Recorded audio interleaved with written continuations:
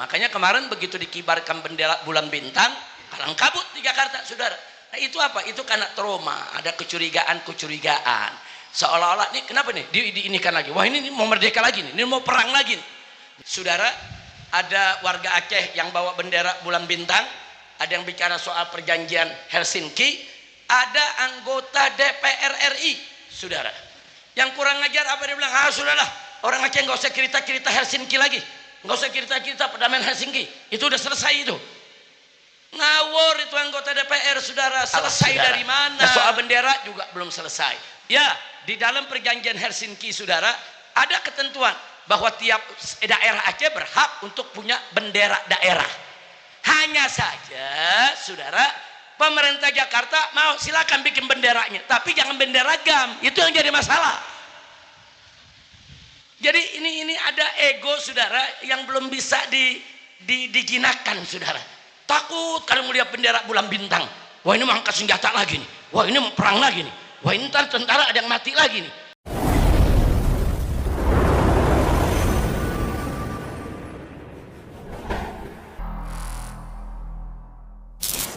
Saudara, bukan Anda saja yang teriak merdeka. Saya juga teriak merdekanya lebih keras. Merdeka! Tapi tanya dong, merdeka apa nih Beb? Kalau yang belakang langsung bilang merdeka Aceh. Nah, saya mau ajak semua masyarakat di Aceh, saudara. Saya mau ajak, saudara. Ini yang dijajah bukan bangsa Aceh saja. Semenjak penjajah Belanda itu pergi dari kita punya negeri, masuk ke orde lama, orde baru, orde reformasi, orde liberal, orde pembohong kemarin ini, saudara. 10 tahun kita dibohongin melulu, saudara. Nah sekarang kita ini artinya apa?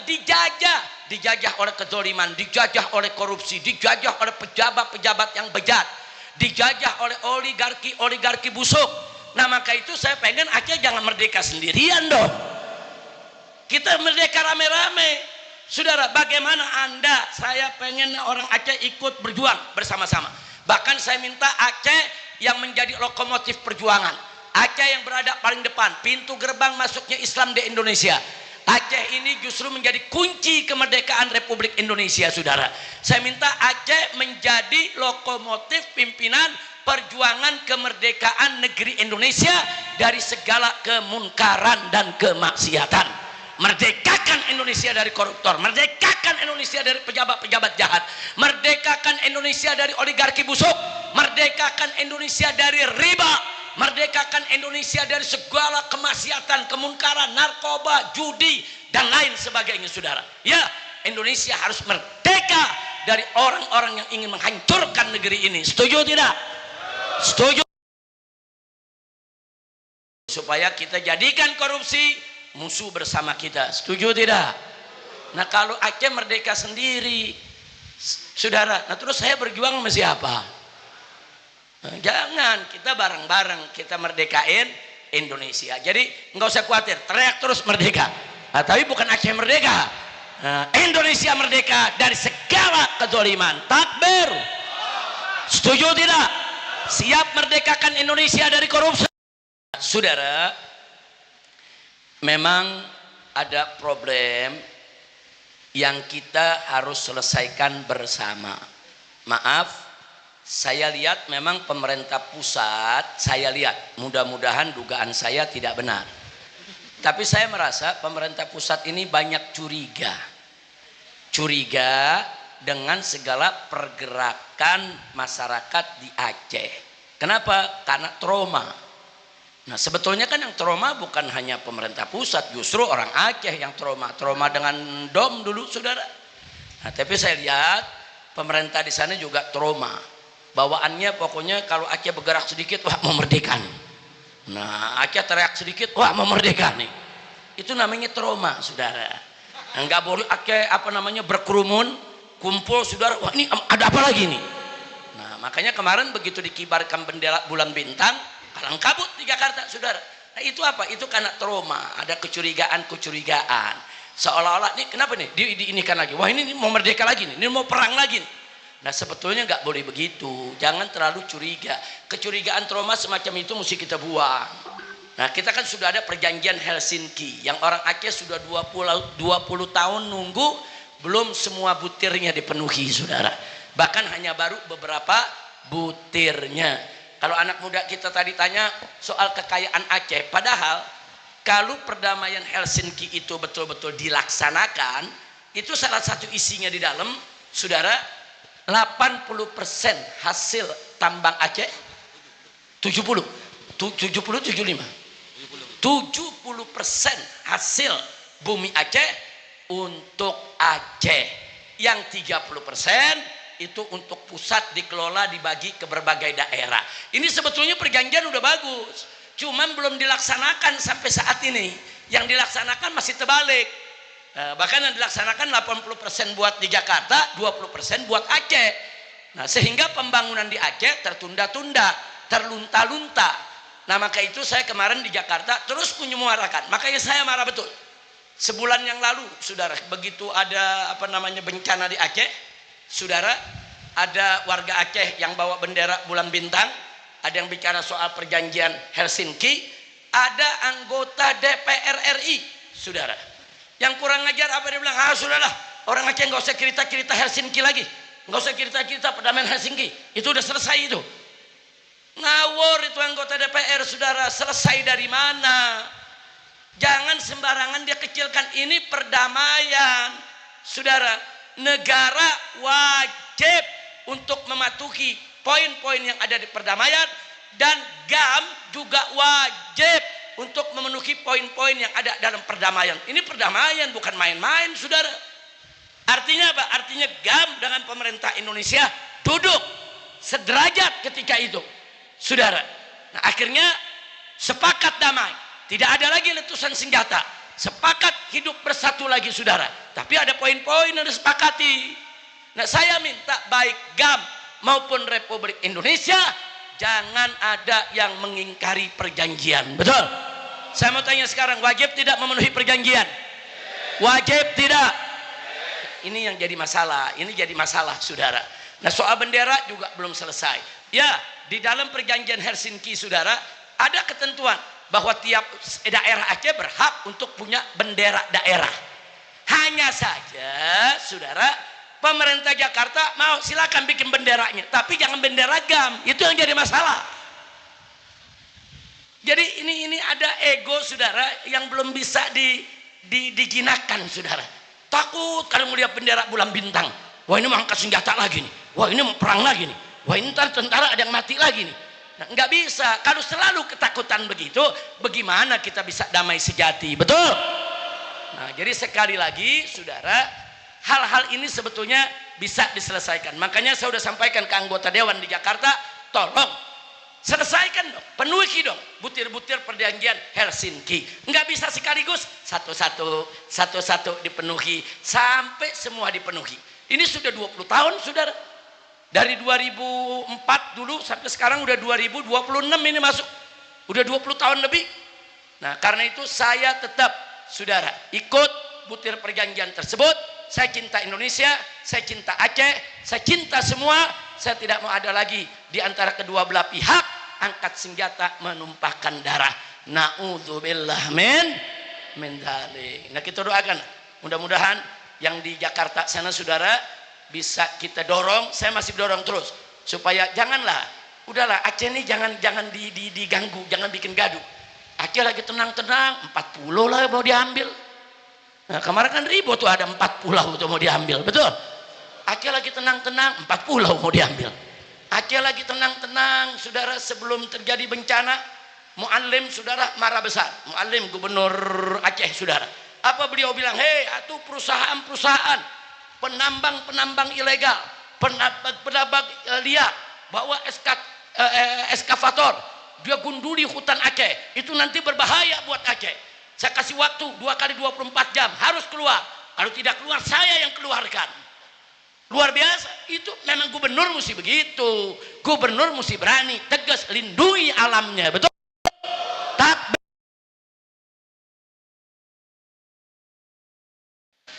Karena memang yang namanya hutan digunduli, saudara, pasti akan mendatangkan bencana. Oh, orang Jakarta jawab, ya tapi kan ini hasil bumi mesti dinikmati. Ini kan yang namanya emas mesti dinikmati. Ini kan pemberian Allah. Masa kita nggak boleh gali emas? Masa nggak boleh gali nikel? Bukan nggak boleh, ada aturannya.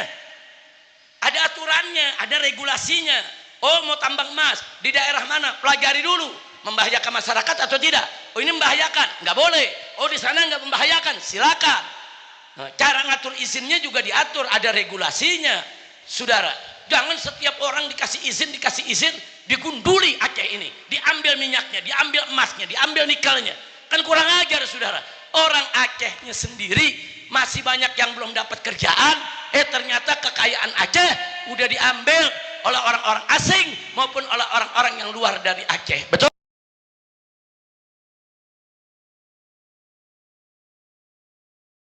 Muallim, begitu juga kepada para bupati yang ada di Aceh, begitu juga wali kota semua, saudara. Bagaimana sebelum terjadinya daripada bencana, sebetulnya mereka udah protes ke pusat. Saya tahu muallim udah protes, wali kota udah protes, saudara, sampai kejadian. Nah, sekarang saya lihat begitu kejadian, muallim dengan para bupati turun ke bawah, saudara. Nggak tidur, itu mata sampai bengkak begitu, nggak tidur itu, saudara. Sampai lelahnya luar biasa. Pemimpin memang mesti begitu yang namanya pemimpin, saudara. Nah, jadi jangan pemimpin cuma terima gaji buta, uang banyak, dapat mobil dinas yang enak, tapi rakyat susah dan nggak turun. Itu bukan pemimpin.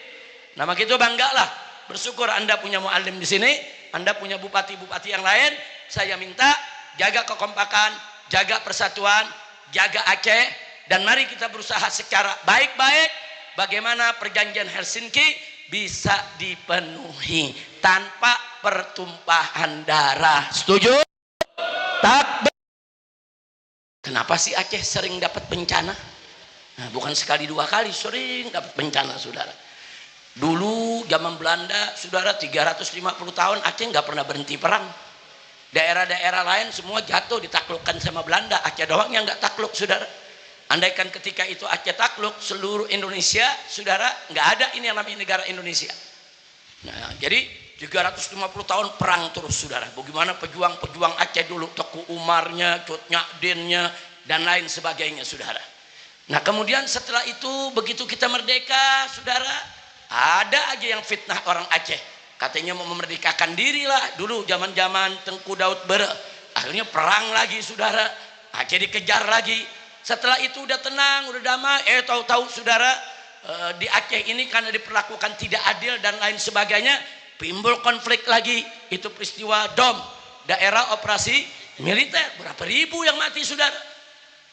Wah, kalau mau cerita itu udah luar biasa, udah penderitaan orang Aceh nih luar biasa. 2004 dapat tsunami, dari laut menghantam daratan Aceh. Udah tenang. Tahun 2025 dari gunung datang, saudara. Ini ada apa nih? Kok bertubi-tubi? Nah, saudara, kita jangan suudzon kepada Allah. Kita harus husnudzon. Karena ada hadits qudsi, Allah mengatakan, ana inda dzonni abdi. Saya sesuai dengan dugaan hamba saya. Artinya kalau hambanya husnudzon, yakin Allah itu baik, yakin Allah itu Rahman, Rahim, niscaya Allah akan perlakukan dia sebagaimana yang dia duga. Tapi kalau nanti dia berprasangka tidak baik kepada Allah, Allah mempersempit rezekinya, Allah bikin susah hidupnya, nanti Allah bikin susah dia punya hidup. Nah, jadi Allah tergantung bagaimana kita punya prasangka, saudara. Maka itu ahsinu dzannakum billah. Perbaikilah, perindahlah dugaan prasangka kita kepada Allah Subhanahu wa ta'ala. Nah, karena itu kalau dapat bertubi-tubi begitu, jangan langsung merasa, wah, ini jangan-jangan Allah marah nih, azab ini bertubi-tubi. Jangan, saudara, jangan. Justru kita mesti optimis. Oh, ini jangan-jangan bangsa Aceh, saudara, lagi diperhatikan oleh Allah. Loh, kenapa saya bisa bicara begini? Ada hadisnya, saudara, di mana Nabi mengatakan dalam hadis sahih, kata beliau, asadun nasi balaan al-anbiya, summan salihun, summal amsal fal amsal. Kata Nabi apa? Kata Nabi, manusia yang paling banyak dan paling keras, paling dahsyat ujiannya, paling berat, saudara, adalah al-anbiya, para nabi. Para nabi disayang Allah, bertubi-tubi mereka punya dapat ujian justru karena disayang, bukan karena Allah benci mereka. Allah sayang, saudara. Itu pertama. Yang kedua, kata Nabi, as-solihun, orang-orang soleh, saudara, itu ujiannya lebih berat daripada yang gak soleh. Allah sayang sama mereka. Terus kata Nabi, setelah itu al-amsal fal-amsal, orang yang sepertinya, orang yang sepertinya. Artinya makin tinggi kedudukannya di sisi Allah, makin hebat iman takwanya, ujiannya makin berat. Nah, kalau ngambil hadis ini nih, kita ngambil hadis ini nih, dari seluruh bangsa Indonesia, ujian yang paling berat adalah orang Aceh. Artinya apa, saudara? Kenapa paling berat? Bisa jadi karena Aceh yang terbaik, karena Aceh yang terkuat, karena Aceh yang paling menonjol Islamnya, karena Aceh yang betul-betul diperhatikan dan disayang oleh Allah. Amin ya rabbal alamin. Itu namanya kita husnudzon, karena para nabi diuji ya karena memang disayang Allah, saudara. Dan ujiannya paling berat ya karena memang Allah sayang sama mereka kok. Nah, kalau bangsa Aceh ujiannya lebih berat daripada yang lainnya di Indonesia ini, saya yakin karena memang di sini ada keistimewaan berkaitan dengan perjuangan Islam di Indonesia, sehingga ujiannya lebih berat. Tapi nggak usah khawatir, kalau Anda sabar, Anda lulus dari ujian ini, Anda akan menjadi bangsa yang terbaik. Amin ya rabbal alamin. Setelah Anda perhatikan beberapa tahun ini, ternyata kunci permasalahan di Indonesia ini ada di Naga 9, Beb. Itu sumber masalah. Maka kami dari Aceh, mungkin di seluruh Indonesia, umat Islam yang cinta dengan tanah air, yang cinta dengan agama, kapan saatnya kita usir itu Cina-Cina PKI, naga-naga 9 yang telah menguasai negeri ini, Beb. Kapan ulama atau habaib mengemandokan jihad? Itu yang kami inginkan, karena itu langkah terakhir, Beb. Terima kasih, Beb. Takbir. Ini pertanyaan ini, saudara, ngeri-ngeri sedap ini. Ini ngeri-ngeri sedap ini. Salah jawab langsung pulang Jakarta ditangkep ini. Tapi saya sepakat ya kawan, memang 9 naga ini berbahaya. 9 naga ini sudah kelewat batas, saudara. Dan saya sudah beberapa kali di atas mimbar mengajak umat, ayo jadikan naga sebagai cacing. Nah, setuju tidak? Setuju tidak? Nah, bagaimana caranya? Nomor 1, kita perkuat persatuan dulu, saudara. Jadi nggak bisa kita main kejar, main bunuh, main bakar, nggak begitu. Kalau itu yang kita lakukan, akhirnya kita ribut sesama kita, mereka yang tepuk tangan senang, saudara. Nah, jadi saya sepakat dengan penanya tadi, 9 naga ini berbahaya. Anda boleh lihat rekaman saya di IBTV, saudara, di mana tempat kalau udah bicara 9 naga kita lawan.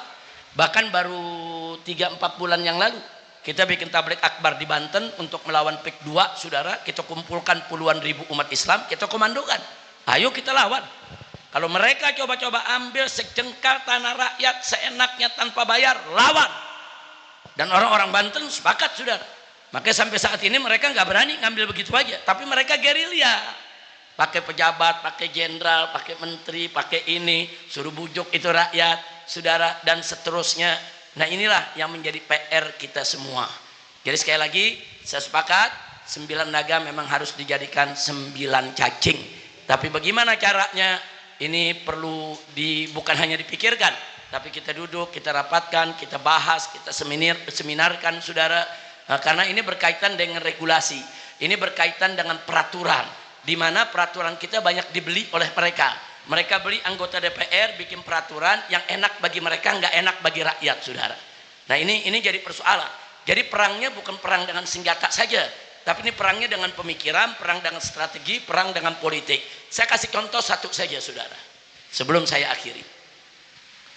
Di tahun 2016, saudara, ini kelompok 9 naga dan kroni-kroninya, wa akhwatuha, wa akhwatuha, saudara.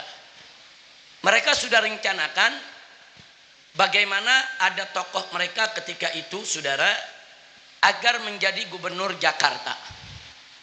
Setelah jadi gubernur, mereka punya langkah, jadikan dulu sebagai wakil gubernur, langkah berikutnya jadi gubernur, langkah berikutnya jadi wakil presiden, langkah berikutnya menjadi presiden. Nah kebetulan kami di FPI punya jaringan, kami juga punya intelijen FPI. Terus kita kumpulkan beritanya, kita kumpulkan bukti dan saksinya, saudara. Ternyata ini bukan sekedar isu atau rumor, tapi memang mereka punya rencana seperti itu. Nah akhirnya apa? Mereka berhasil menjadikan orang ini sebagai wakil gubernur di Jakarta, saudara. Setelah itu gubernurnya mereka dorong untuk jadi presiden, saudara. Kosong, orang ini menjadi gubernur, saudara. Nah saya lihat orang ini lagi digadang.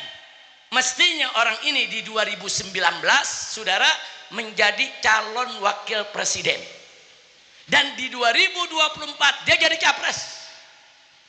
Nah begitu kami lihat seperti itu, maka saya mengajak ormas-ormas Islam untuk melakukan gerakan besar-besaran.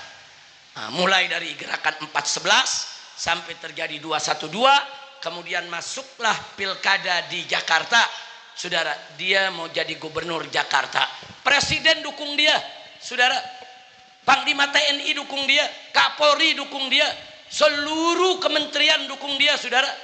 Nggak sampai di situ, seluruh televisi mainstream dukung dia, konglomerat termasuk 9 naga, semua dukung dia.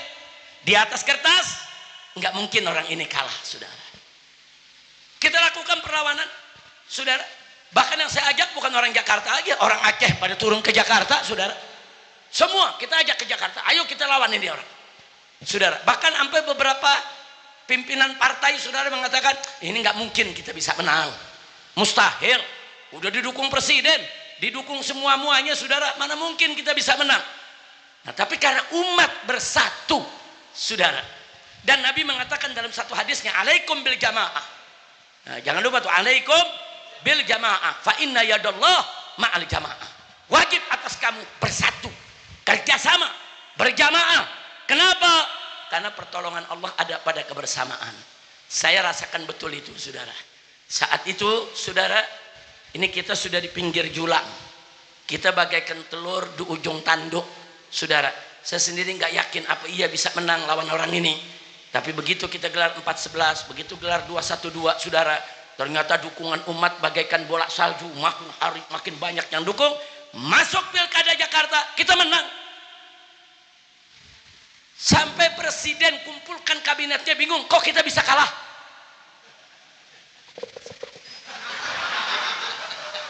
Duitnya udah triliunan, dia kalah, saudara. Karena sakit hati kalah, akhirnya saya dikejar-kejar, saudara. Dikenakan 17 pasal, saudara.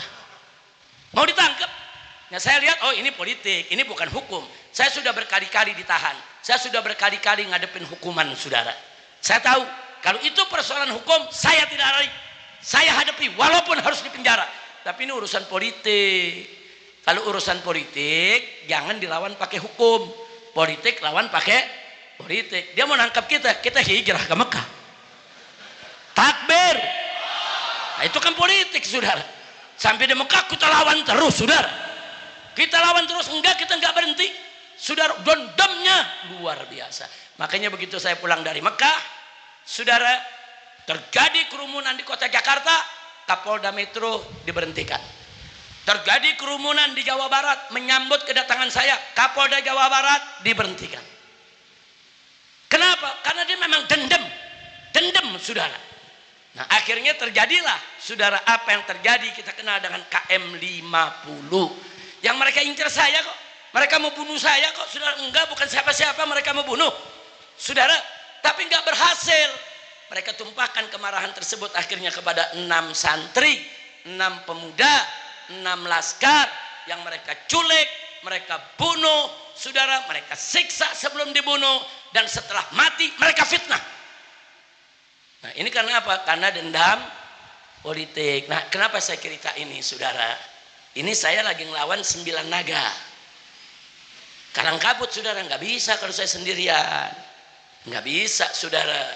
Nah saat itu saya dikejar, saudara, bukan hanya dikejar, FPI-nya dibubarkan, saudara, pengurusnya ditangkepi, saudara, termasuk Habib Hanif ikut ditangkep, saudara, penjara nemenin mertua.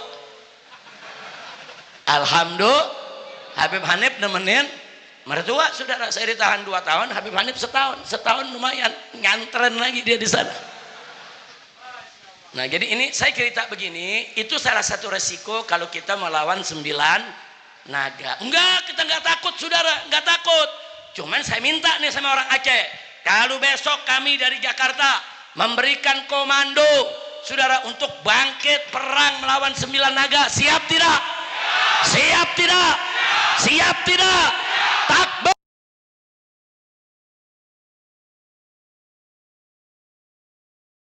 Alang Nabi. Enggak, saya enggak bakal berhenti, saudara. Ini nyusahin rakyat, akan kita lawan terus, saudara. Apapun yang terjadi, kita nggak boleh meninggalkan umat. Mudah-mudahan Allah berikan kekuatan kepada kita. Maaf Pak Buya, saya pernah ditanya orang, Habib, orang Aceh itu sebetulnya bagaimana sih dia punya hatinya? Saya jawab, Pak, orang Aceh itu hatinya, saudara, pintunya kecil tapi dalamnya luas. Pintunya kecil tapi dalamnya luas. Masuknya nggak gampang, nah, karena pintu kecil.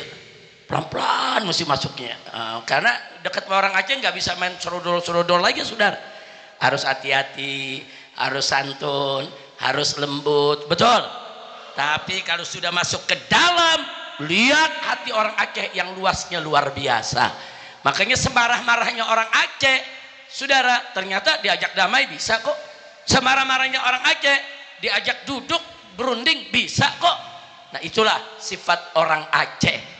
Aceh, saudara, jangan sekali-kali dipermainkan, betul? Nah, maka itu saya tanya sekali lagi ini semua, siap bersatu? Siap berjuang? Siap, betul? Siap lawan mafia? Siap lawan koruptor? Siap merdekakan Indonesia dari kezaliman? Takbir! Merdeka! Merdeka! Merdeka! Indonesia merdeka dari korupsi, takbir. Indonesia harus merdeka dari oligarki, takbir. Indonesia harus merdeka dari segala kejahatan, takbir. Angkat tangan semua, angkat tangan semua, merdeka. Merdeka.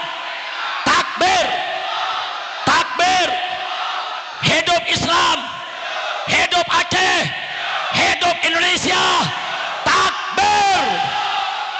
Sallu ala Nabi. Nah, saya pikir untuk hari ini cukup pertanyaannya ya. Insya Allah kapan-kapan saya datang lagi kemari, kita gelar tablik akbar. Setuju? Kita gelar tablik akbar, kita gelar istighosah kubro insya